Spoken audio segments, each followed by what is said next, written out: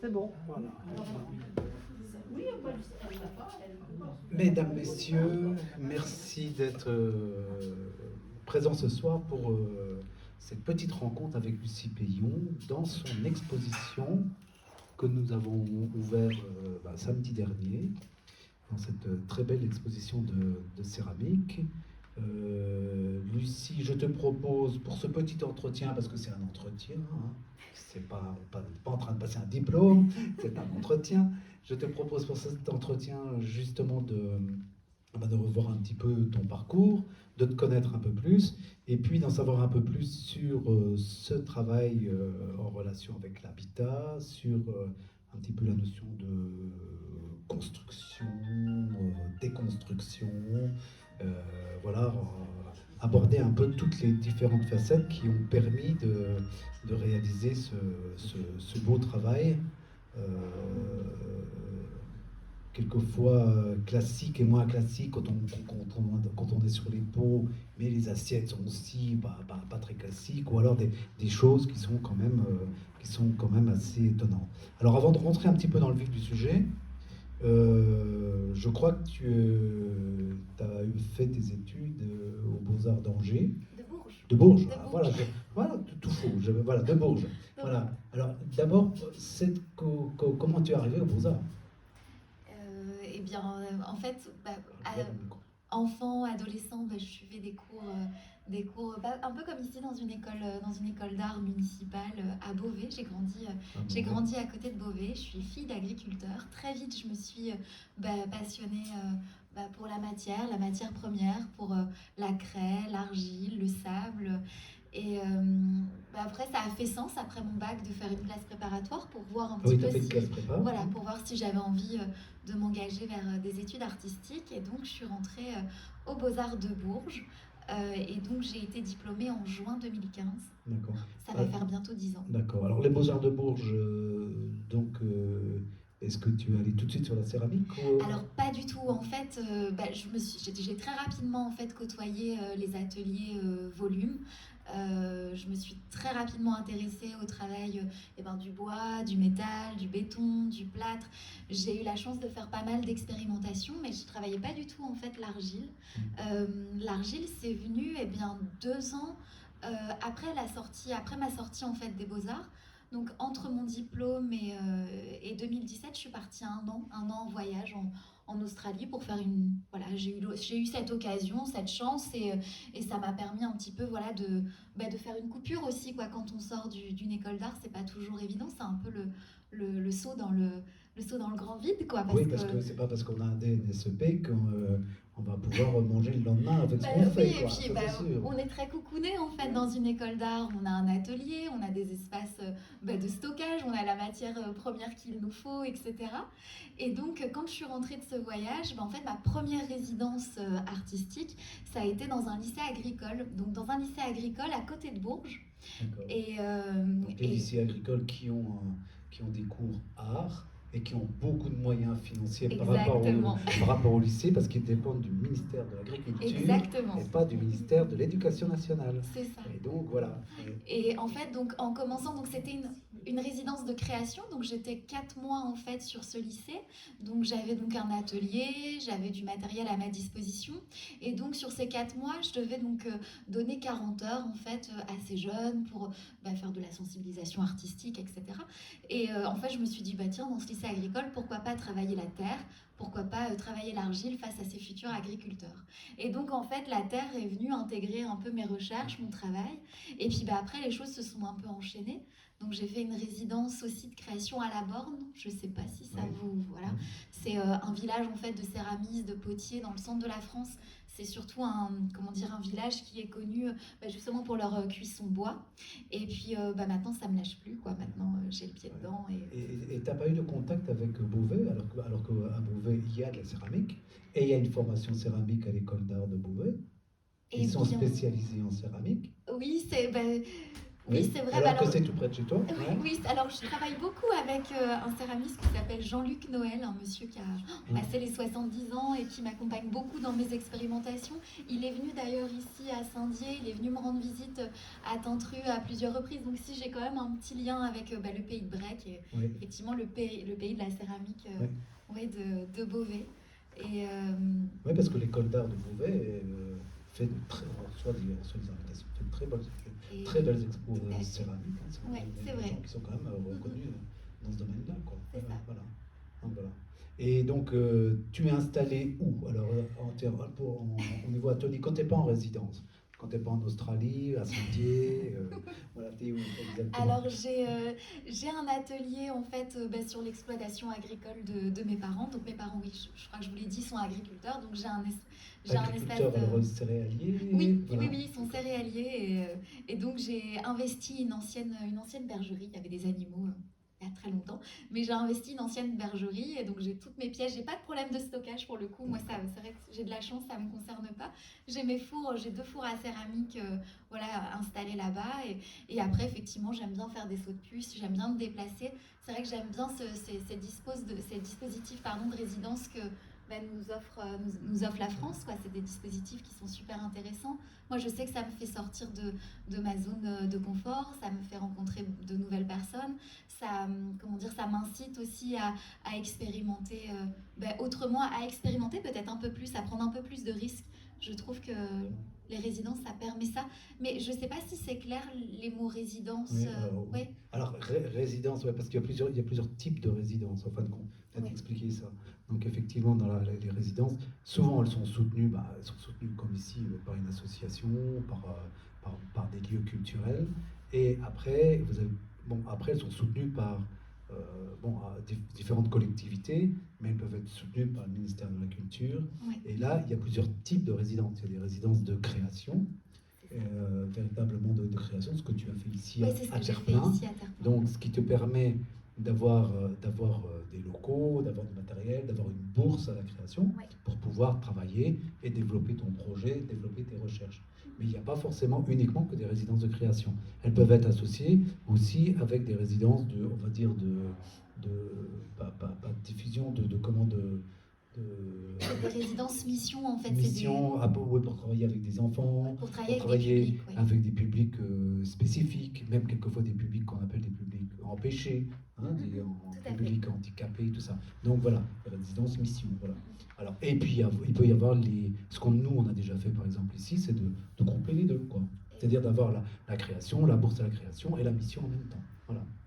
Et là on arrive à faire véritablement un tout.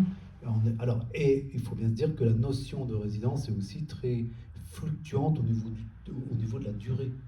On peut avoir une résidence qui peut durer 2 mois, 1 mois. On peut avoir une résidence qui peut durer 1 an. On peut avoir une résidence qui peut durer même plus qu'1 an, mais par groupe de 2 mois, 1 mois. Tout est possible à partir du moment où le projet de résidence le justifie. Ouais, le justifie. Voilà. Ouais. Voilà. Donc, alors, pour revenir à comment tu as pris contact, comment tu as connu Terre-Plein, comment ça s'est passé? Voilà. Et ben tout simplement par internet, puisque donc il y a des listes de diffusion où on voit en fait tous les appels d'offres qui apparaissent. Et donc il y avait un appel d'offres, Terre-Plein recherchait donc un artiste, une artiste pour la saison 2022-2023. Donc on envoie une candidature, un book, un portfolio, une lettre de motivation. Après il y a un petit entretien et puis voilà. Et puis là, c'est ma candidature qui a été retenue. Et donc, je suis restée, 1 an donc à Tintru, soutenue par l'association Terre-Plein. Donc, j'ai travaillé à proximité de l'atelier de Thibaut Chaguet. Et ça a été une aventure formidable, quoi, pour le coup. C'est vrai que c'est ce que j'expliquais un petit peu tout à l'heure, quoi, le fait de ne pas être chez soi dans son atelier. Je trouve que ça... Alors, en quoi le travail de Thibaut comment t'as fait sortir de tes cadres, parce que tu disais ça tout à l'heure. Ouais. Je ne sais pas si c'est tant le travail de Thibaut, c'est peut-être simplement le fait d'être ailleurs, d'être ailleurs dans un nouvel endroit, à côtoyer bien sûr Thibaut Jacquet, mais aussi plein d'autres personnes, les membres de l'association, des personnes du village aussi qui venaient me voir, les agents de la commune qui venaient me rendre visite de temps en temps. Et en fait, je crois que c'est toutes ces discussions aussi, ce nouvel univers, ce nouveau paysage. Et ouais, ça crée de nouvelles choses, de nouvelles connexions et de nouvelles envies de créer. Et donc, en fait, avant donc, d'arriver à Tintru, là, dans les Vosges, j'ai été donc 4 mois sur Dunkerque.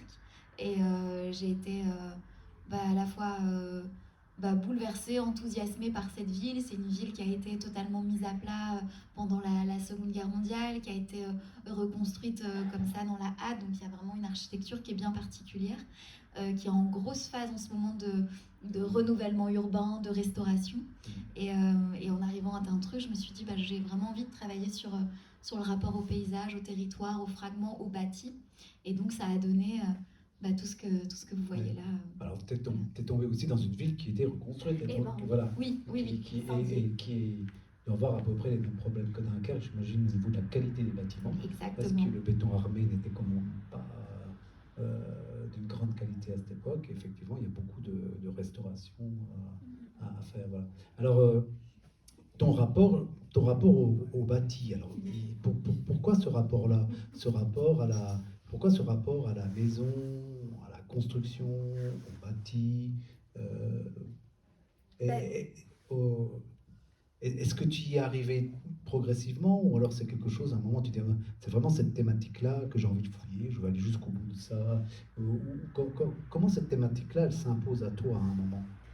Voilà. Je crois que c'est arrivé progressivement. Alors après, là, aujourd'hui, ce que je vous montre à voir, c'est ça. Mais c'est vrai que j'ai une pratique qui est très plurielle, en fait. Mon atelier, ça ressemble à un véritable cabinet de curiosité. Aujourd'hui, c'est vrai que je m'intéresse à la notion d'habitat, mais hier et demain, hier c'était différent, demain ça sera encore autre chose. Là, je pense que très clairement, je suis arrivée à ces notions du bâti, de la construction, de la destruction par cette résidence dunkerquoise. Ça m'a inspiré voilà, ces formes très géométriques. Là, on est entre la maison, la cabine de plage. Là, on est entre... on ne sait pas si ça se construit, ça se déconstruit. On est sur de la ruine. Mais voilà, des maisons très simplistes qui se ressemblent aussi. Je pense à ces gros blocs, ces gros cubes. Le nord de la France, c'est une zone qui est surinvestie par la construction. Il y a beaucoup de lotissements, beaucoup de maisons qui se ressemblent en fait. Et comme je disais, ils ont dû aussi reconstruire un peu à la hâte en fait après la Seconde Guerre. Donc je pense que c'est venu comme ça. Après, ces maisons, elles ont des textures comme ça qui sont assez variées, différentes. C'est que durant mon séjour à Dunkerque, j'ai récupéré plein de petits morceaux en fait de béton, de macadam, de goudron qui sont venus en fait intégrer mes argiles et qui ont donné voilà, ces couleurs métalliques, ces textures un peu granuleuses. Alors ces textures qui reviennent effectivement sur les maisons, elles ont quelle fonction? Parce qu'en fin de compte, la maison, elle est là, est véritablement comme un monolithe complètement épuré. Oui. Et puis les textures, elles reviennent dessus. Alors ces textures, elles ont un rapport organique. Oui. Elles sont d'un rapport organique, donc elles vont. C'est quoi? C'est l'organique qui reprend.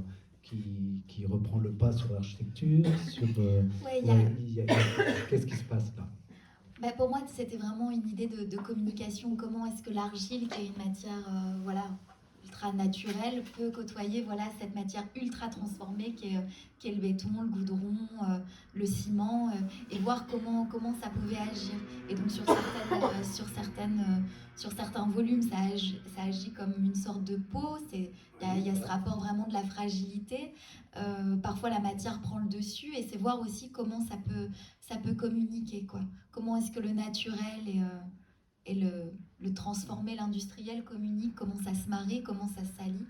Et, alors quand tu travailles ça, pour aller un peu plus au fond du travail, donc comment tu amènes ça quand tu es en terre crue, quoi, quand t'es pas donc comment les éléments comment tu testes un peu les choses, tu regardes ce que ça donne, tu sais pas ce que ça donne, à quel moment, pourquoi à quel moment tu t'arrêtes, pourquoi tu t'arrêtes là, comme ça, tu aurais pu en mettre 10 fois plus, enfin je sais pas. Est-ce que tu peux nous expliquer un peu Alors, cette espèce d'alchimie quand tu es en train de fonctionner sur l'atelier? Ça nous intéresserait bien de savoir un petit peu comment, ou alors tu t'amuses vraiment sur l'expérimental avec du hasard et auquel cas il y a beaucoup de pièces qui sont détruites ou qui ne il y fonctionnent en a. pas, ou je sais pas. Enfin, explique-nous un peu Ben, comment tu marches, comment tu fonctionnes sur le oh là là. fond, quoi. Ou alors tu t'énerves, tu les casses, tu les brutalises Non, parce que tu en as marre, donc tu la lattes complètement et puis ça te donne ça. ben, Je en sais pas, fait, tout est possible dans l'acte de création. Et il y a toujours complètement. une espèce de coupe comme ça, construction, destruction, surtout là-dessus. Là, tu es vraiment là-dessus. Donc, celle-là, elle est éclatée. Alors, comment on arrive à ça? Bon, en fait, chaque jour est très différent, quoi. Moi, je m'amuse beaucoup dans mon atelier. Je laisse beaucoup, beaucoup de place aussi à l'expérimentation. Là, l'idée aussi, c'était un peu de pousser les limites de la Terre, savoir jusqu'où, en fait, elle pouvait résister et subir, en fait, ce travail d'accumulation de matière. Parce que dans ces pièces-là, il y a du béton, mais il y a du sable, il y a du gravier, il y a du goudron, quoi. Il y a plein de choses. Il y a de l'argile fusible aussi. Il y a plein de choses comme ça très différentes et j'aime bien un peu pousser les limites un peu du supportable Alors, pour cette matière. parce que les limites, tu les pousses deux fois en fin de compte. Parce que les limites, tu les pousses une fois quand tu es dans la terre crue, Oui, et puis dans le façonnage. dans le façonnage, et puis Mhm. il y a une deuxième fois quand on est en cuisson. Et Exactement. là, bon. Alors, dans le façonnage, comment ça se passe parce que Alors, les fissures et tout ça qu'on a sur les autres maisons et tout ça, elles sont déjà là au façonnage. oui, alors en Ouais. fait, je travaille beaucoup avec des coffrages, je travaille beaucoup en Oui. fait avec des moules en bois et je viens en fait estamper ma terre à l'intérieur en fait de ces coffrages, de ces moules. Donc souvent, c'est à partir de ce moment-là où déjà je rajoute de la matière. Souvent, c'est du sable que des amis m'apportent de voyage ou que je récupère, ou il y a pas mal aussi de gravier. Et en fait, après, j'ouvre en fait ces boîtes de bois. Et j'attends pas que ma terre soit, comment dire, soit Complètement sèche. sèche. Et donc du coup, il y a déjà des fissures, des déchirures en Oui, fait oui. qui se créent. C'est le cas des maisons hautes en fait, surtout que vous avez derrière vous et aussi de ces pièces comme ça qui sont déchirées. Et après, je viens rajouter en fait toutes mes matières, parfois sur terre encore humide, parfois sur terre qu'on appelle un peu de texture cuir ou qui n'est pas encore tout à fait sèche, parfois sur terre sèche. Et là, bien sûr, bon bah je rajoute du mouillé sur de la terre qui est déjà sèche, donc ça recrée des fragilités, ça me rapporte d'autres fissures. Après, bon, donc là, l'objectif de cette résidence terre-plein à Tintrus, c'était de cuire au bois. Donc ces pièces ont été cuites au bois et certaines pièces, je les ai repassées en cuisson. C'est le cas des assiettes que vous avez derrière vous, qui étaient en fait chargées en cendres. Et là, j'ai parfois fait 3, 4, 5 cuissons derrière pour aboutir à un résultat. Donc là, j'ai eu des fissures, j'ai des pièces qui ont éclaté parce que la terre en pouvait plus, en fait, parfois à force de trop. Mais j'aime bien aussi m'amuser en fait avec ça et cette matière, elle permet en fait plein de choses et c'est pour ça que maintenant elle a aussi une place importante dans ma pratique. J'oublie pas d'autres matériaux, je continue à travailler le métal, je continue à travailler le bois, je continue à travailler le plâtre, j'adore ces matériaux-là aussi.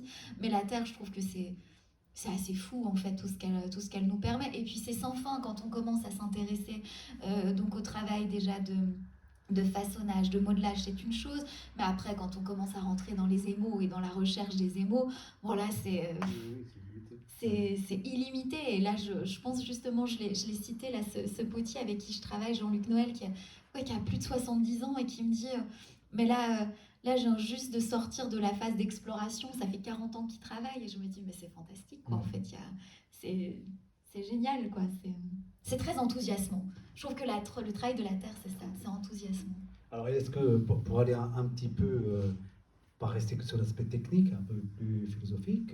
Est-ce que la question de la fissure, la fissure, de la fragmentation, ce genre de choses, est-ce que cette fissure-là correspond par rapport à l'humain? Est-ce qu'elle Ah oui, correspond je à pense, quelque chose? c'est Oui, sûr. oui, Le c'est sûr. rapport, bah oui, Ouais. le rapport de la faille.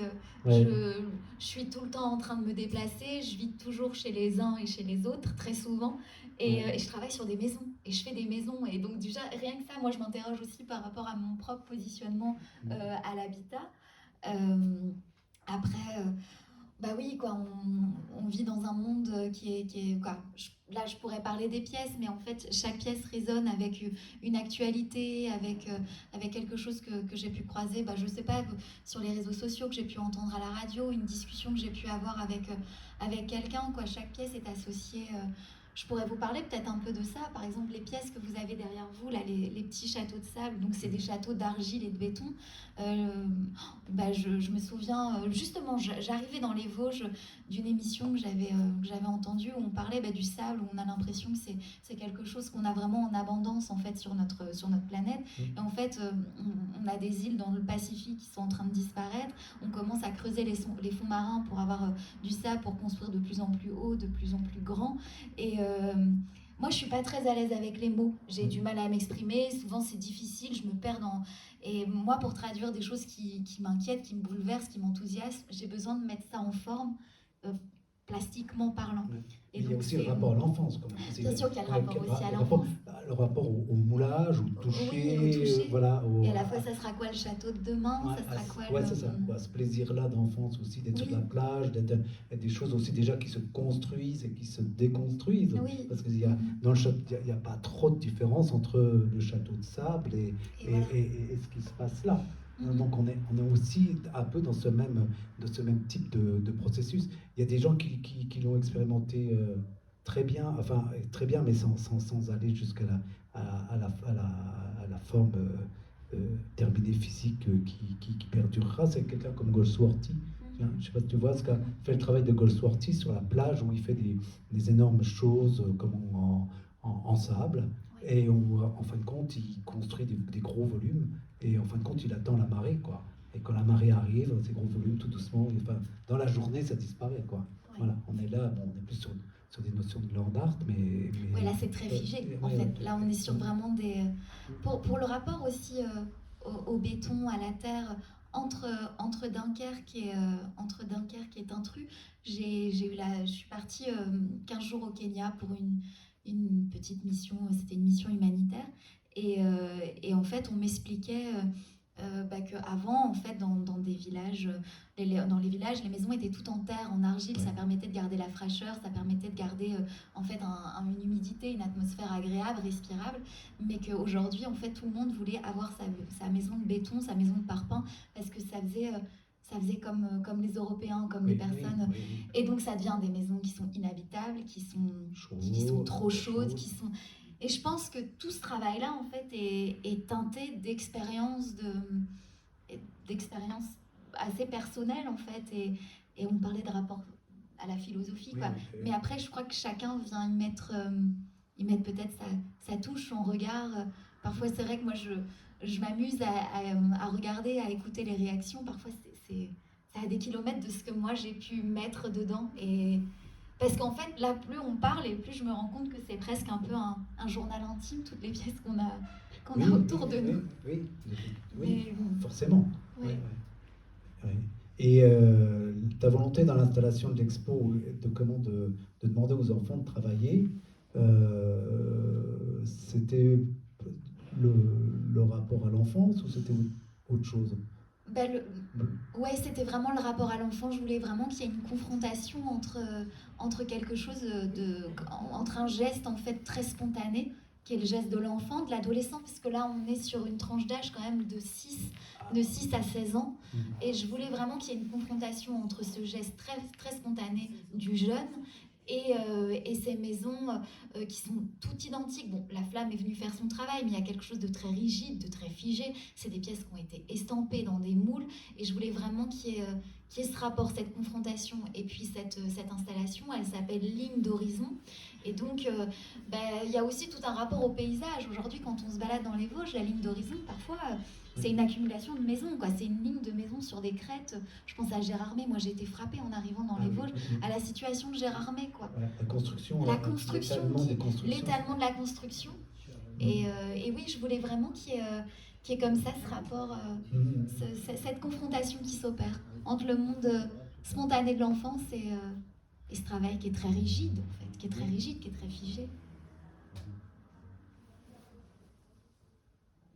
Oui, donc Et le rythme, alors justement, quand tu as construit quand t'as construit l'expo, est-ce que dans cette construction, parce que ces histoires de rythme qui viennent et qui se passent, comment le rythme, est-ce qu'il était important? Est-ce qu'il était, et puis il faudrait qu'on parle aussi un petit peu des petites pièces qui sont là-bas, parce que là aussi, il y a une question il y a une question de rythme. Ah,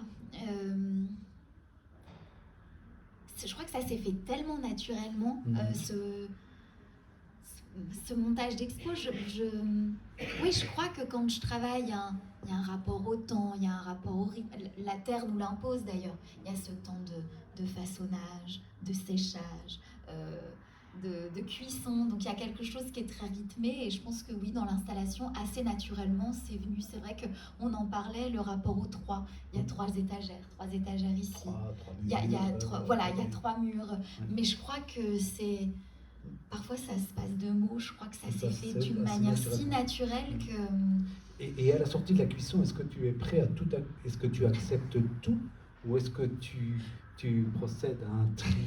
Est-ce que Je regarde Benoît, le président de l'association, parce qu'on pourrait en parler. C'est très compliqué. Ouais. Ça a été la première expérience pour moi donc ça a été 1 an de travail à peu près. Ouais. Donc on travaille pendant 1 an dans son atelier, on façonne ses pièces, et d'un seul coup on donne tout au four, on donne tout au feu, et moi ça m'a fait très peur. C'est la première fois que ça m'arrivait de mettre autant de pièces dans un moment, dans 5 jours de cuisson. Et j'ai emballé mes pièces et pendant 3 mois, je les ai pas regardées. J'ai pas regardé ce qui... Et d'ailleurs, je crois que... C'est toi qui les as défournées. J'ai défourné, mais je crois que j'étais pas capable de voir. De voir réellement, donc tu de voir ce qu'il y a réellement. poses... J'ai défourné, j'ai posé, j'étais contente. Il y avait les amis qui étaient là et c'était un joli moment, mais j'étais pas capable, j'ai pas réussi à voir.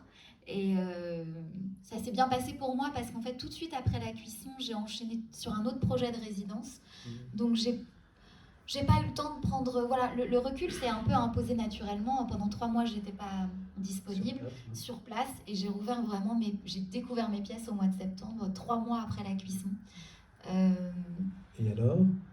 Et ben ça a été chouette. En fait, ça a été chouette. Je me suis dit, waouh, il y a des trucs qui fonctionnent. Et là, je me suis dit, waouh, il y a des choses qu'il va falloir retravailler. L'exposition, c'est dans 2 mois.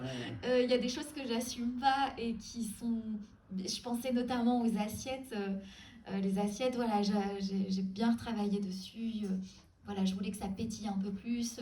En fait, donc dans les assiettes que vous avez au fond, il y a plein de fragments de goudron, de macadam, de choses que j'ai récoltées pendant mes voyages, et en fait, j'avais envie de rendre ce matériau ce matériau transformé, ce matériau sale en quelque chose de brillant, de clinquant. Et là, le bois me l'a pas apporté dans tout. Et oui, j'ai eu un gros travail de recuisson. Donc quand tu as recuit à l'électrique? Ouais, j'ai recuit à l'électrique, donc dans une autre atmosphère. Le four à bois, on est dans de la réduction. Le four électrique, c'est une atmosphère oxydante, donc ça apporte de la brillance.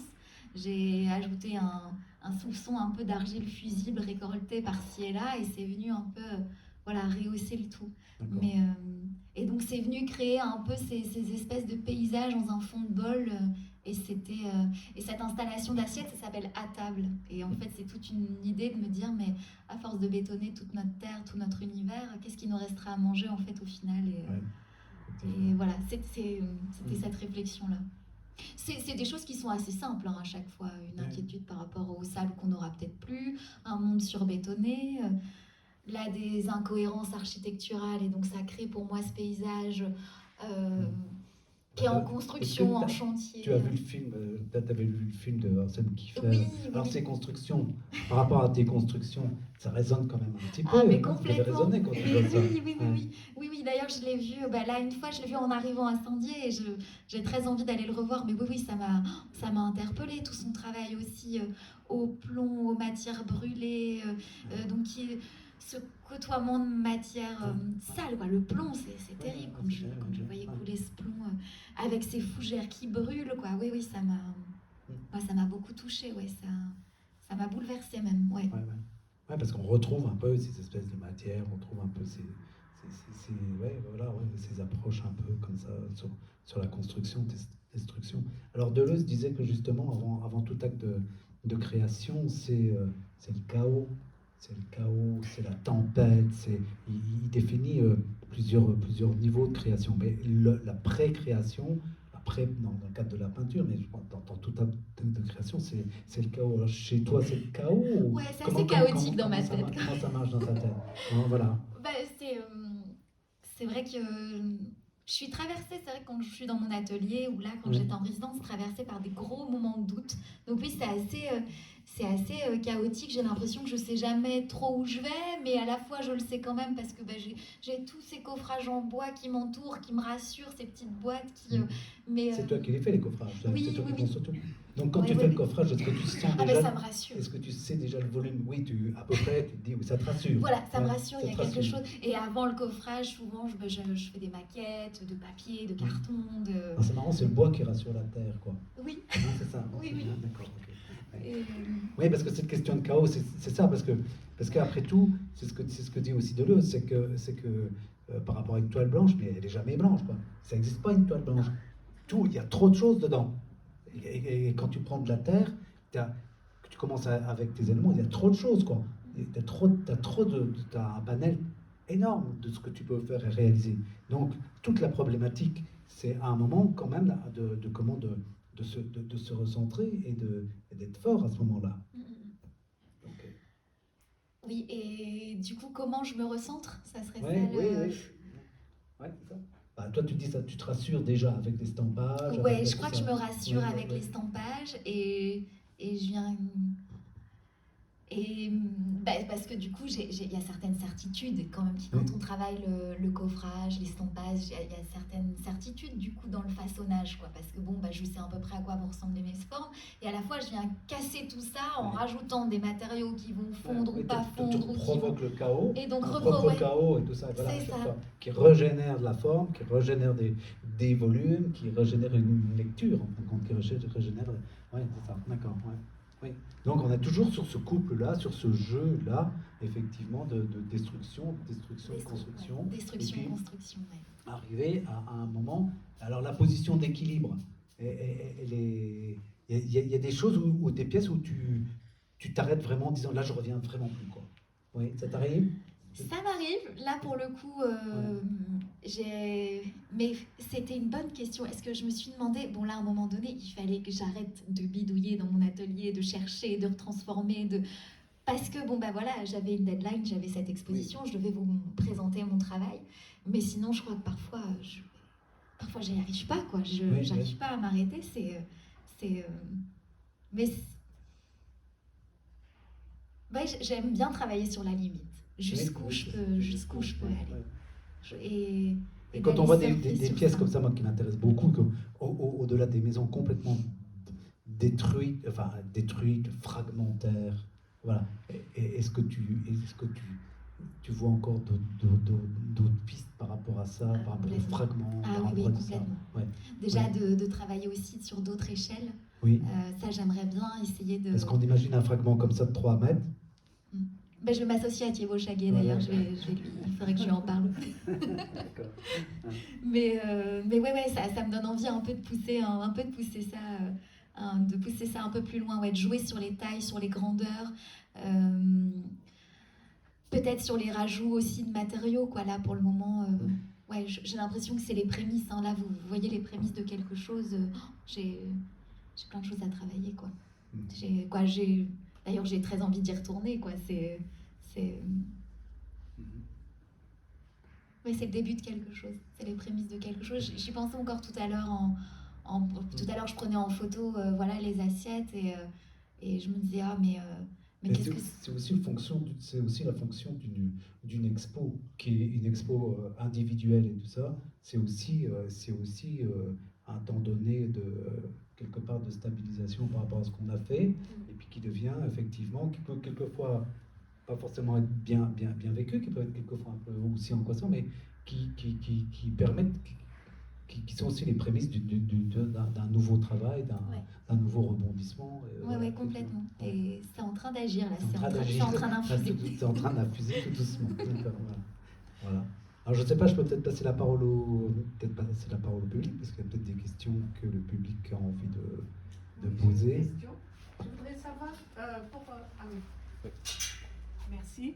Je voudrais demander pour le coffrage, comment ça se passe quand vous travaillez avec du coffrage? Est-ce qu'après il est détruit ou vous pouvez le réutiliser? Ah non, oui, oui, je peux le réutiliser. En fait, c'est vraiment des boîtes en bois qui sont vissées. Donc, j'estampe ma terre dedans, je dévisse. Donc, justement, quand je viens dévisser et après arracher mes morceaux de bois, c'est là où il y a des fissures, il y a des arrachements qui se créent naturellement. Et après, oui, hop, je gratte, je remonte et c'est réutilisable sans fin. Donc bien sûr, j'utilise du bois de récupération. Donc bien sûr, la terre humidifie, quoi. Le bois se charge en dos. Tu, Donc tu les ça... renettoies, donc tu les laisses réestamper, pas forcément. Ah non, je les Tu nettoie pas. Ouais, tu j'aime bien. réestampes Oui, dessus, oui. comme ça il y a des matières qui Et reviennent, oui, tu sais pas ce complètement. qui vient. Et ça. Oui, oui. Oui, d'accord, tu joues avec, Oui, oui, oui. avec cette histoire d'empreinte, d'estampage. Oui, c'est ça. Ouais, complètement. Mais non, oui, oui, c'est réutilisable. Quasiment sans fin. Bon, Ouais, bien ça, sûr, oui, après, à force de visser, redévisser, oui, après, ça s'abîme, mais bon, on revisse 1 centimètre à côté, puis c'est... D'autres questions?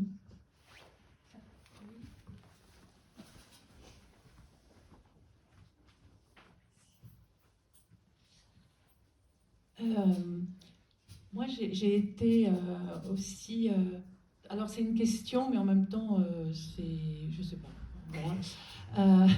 J'ai été très interpellée aussi par rapport à une forme, on va dire, bienveillante, parce que c'est pas une forme enfermée, d'austérité du four à bois, aussi sur les formes... sur toutes les formes céramiques que tu as créées. Et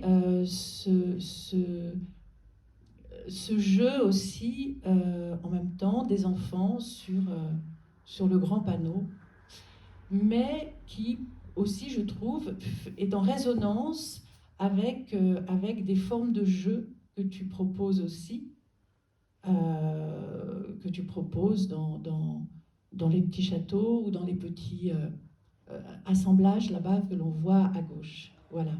Et donc, la question, si c'est une question, c'est que je me suis dit que n'y aurait-il pas, parce que j'ai entendu, en fait, je ne savais pas que tes parents étaient céréaliers et donc agriculteurs.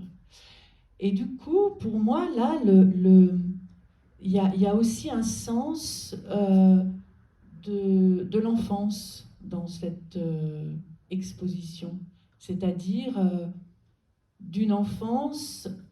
Est-ce qu'il y a aussi ce sens-là, qui est peut-être finalement inconscient, hein, mais le céréalier, il travaille aussi avec, enfin c'est très concret, il travaille avec la terre. Certes, c'est pas forcément de l'argile, mais bon, il travaille avec la terre. Il y a quelque chose dans l'agriculture, dans les céréales, un peu d'ailleurs comme parfois chez les potiers, de très installé, quoi, de très là, de très lourd, tu vois, il y a une sorte de force comme ça. Et à travers tout ça, tout d'un coup, il y a aussi cette résonance avec l'enfance, qui est très visible là, en tout cas pour moi, c'est très visible. Donc c'est... Est-ce que finalement, quelque part, tu ne pars pas non plus de ton enfance, de ta propre enfance, pour avancer, comme aussi Anselm Kiefer, par exemple. Hein. Bon, je ne compare pas forcément, mais Anselm Kiefer, on part tous de ça, en fait, du germe de cette enfance, et qui, petit à petit, se développe. Voilà, c'est une question un peu longue. Eh ben, c'est une bonne question parce que je me la pose aussi, à savoir jusqu'où mon enfance, le fait d'avoir grandi sur une exploitation agricole, une vieille exploitation agricole qui a 200 ans. Moi, je suis la 8e génération, donc c'est quelque chose de très ancré, de très habité. Et jusqu'où, en fait, cette enfance sur cette ferme, en fait, a eu un impact, en fait, sur mon travail. Le rapport au territoire, à cette appropriation comme ça de terres comme ça cultivées, etc. je vais avoir du mal à répondre à cette question parce que je me la pose aussi. J'ai du mal aussi à... Mais c'est vrai.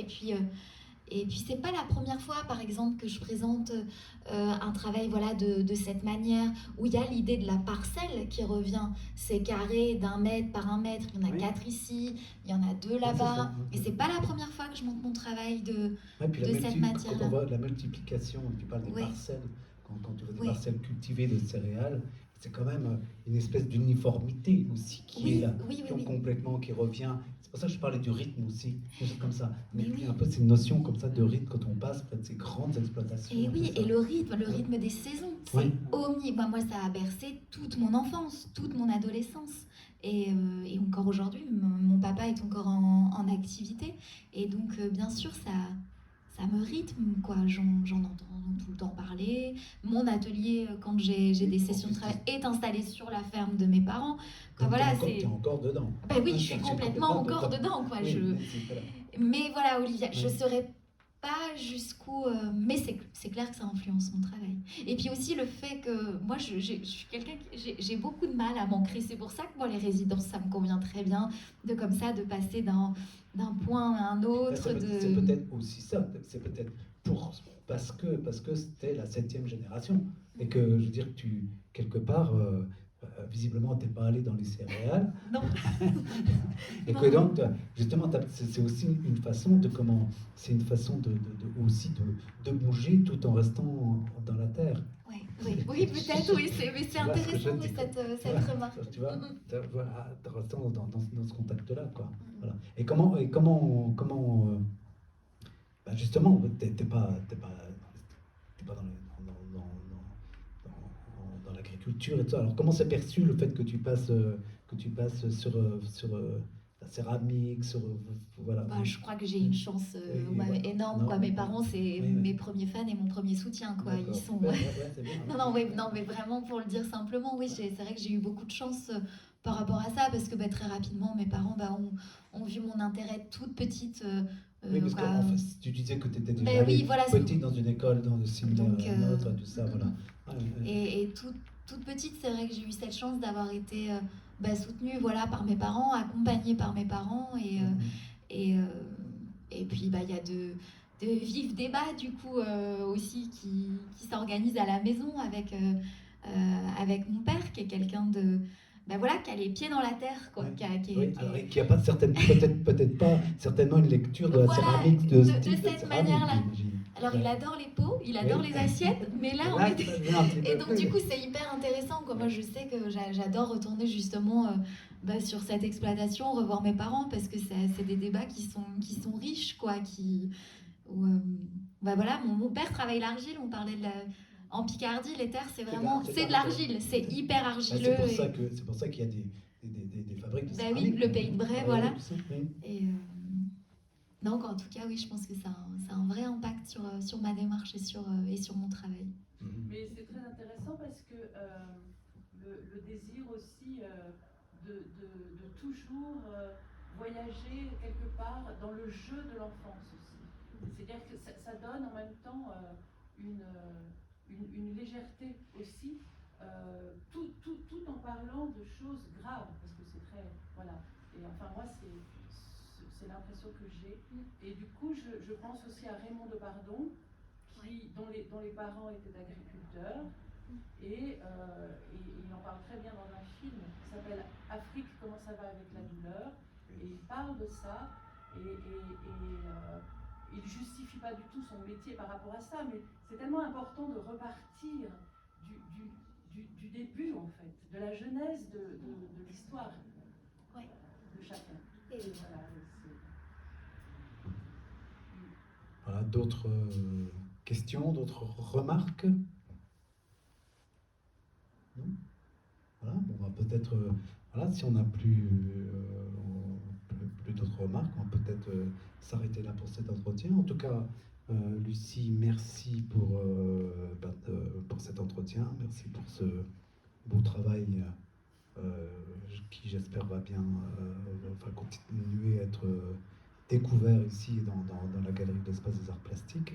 Et puis donc on te souhaite d'aller vers d'autres architectures, de récupérer encore plein de matériaux, de faire encore plein d'essais, et puis de pouvoir faire grandir aussi les pièces si tu as envie d'aller dans cette autre dimension. En tout cas, merci pour ce beau travail. Merci beaucoup. Merci.